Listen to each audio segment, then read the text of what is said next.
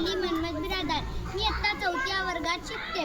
ज्ञान नाही विद्या नाही ती घेण्याची गोडी नाही. ज्ञान नाही विद्या नाही ती घेण्याची गोडी नाही. बुद्धी असून चालत नाही त्यास मानव म्हणावे का. ओळखलत का मी सावित्री. सावित्री खंडोजी नेवसे बोलते.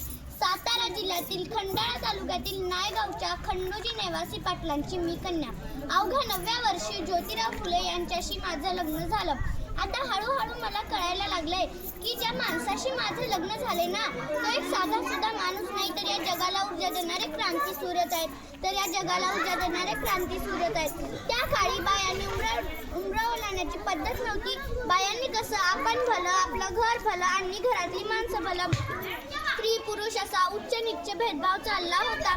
पण या सर्वांवर एकच उपाय होता, ते म्हणजे शिक्षण. शिक्षणाचा ध्यास असा खूळ ज्योतिरावांच्या मनात होता.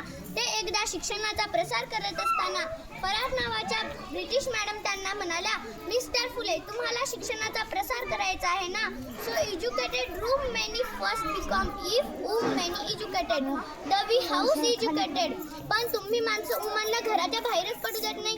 So bad mister Phule. झालं ते आले माझ्याकडे पाटी पेन्सिल घेऊन आणि म्हणाले, सावित्री आजपासून मी तुला शिकवणार. तर सुरू झाला माझा अभ्यास. सुरू काना मात्रा उकार आकार वेलांटी पाडे हेच माझा अभ्यास. मी लिहायला शिकले, वाचायला शिकले आणि काव्य सुद्धा रचायला शिकले.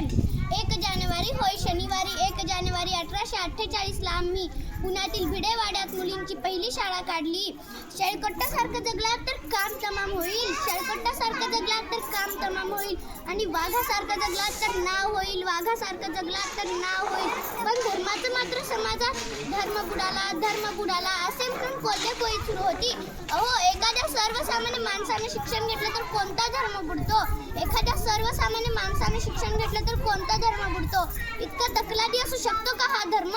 इतका तकलादी असू शकतो का हा धर्म. अहो शाळेत जाताना माझ्या अंगावर शेण फेकले तेही मी सहन केले. माझ्या अंगावर थुंकले पण तेही मी सहन केले. माझ्या अंगावर चिखल सुद्धा फेकले तेही मी सहन केले. पण आता माझ्या सहनशीलतेचा अंत झाला होता. कारण आनंद होता आयाबाया शिकण्याचा. कारण आनंद होता आयाबाया शिकण्याचा. म्हणूनच विद्येविना मती गेली मती विना नीती गेली. म्हणूनच विद्येविना मती गेली मती विना नीती गेली. नीती विना शुद्ध खचले नीती विना शुद्ध खचले. आणि एवढा अनर्थ एका विद्येने केला. एवढा अनर्थ एका विद्येने केला. म्हणून मुलींना वाचवा, मुलींना शिकवा आणि देशाची साक्षरता वाढवा. म्हणून मुलींना वाचवा, मुलींना शिकवा आणि देशाची साक्षरता वाढवा. कारण एक मुलगा शिकला तर तो एकटाच शहाणा होतो. कारण एक मुलगा शिकला तर तो एकटाच शहाणा होतो. आणि एक मुलगी शिकली तर संपूर्ण घराण्याला शहाणी करते. संपूर्ण घराण्याला शहाणी करते. म्हणून मुलींना वाचवा, मुलींना शिकवा आणि देशाची साक्षरता वाढवा.